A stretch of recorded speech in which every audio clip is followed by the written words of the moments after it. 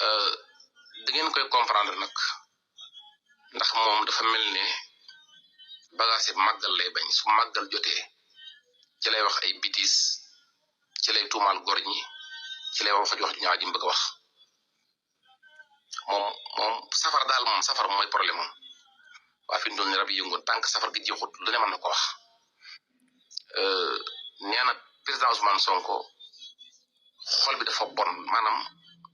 nee na moo tax kanam gi day saxaar nee na moom yéenul kenn jàmm moo tax maanaam kanam gi day saxaar day feeñ ci kanam gi muy saxaar waaw loolu jamono bi nga nekk ministre man ko wax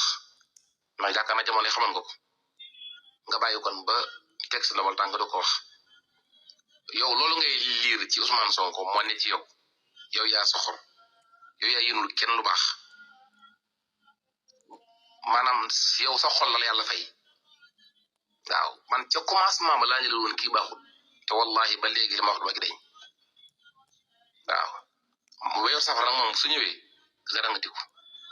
mais dalal rek bañ màggali ba ñëw léegi màggal gi jàll ci kàttanu sunu borom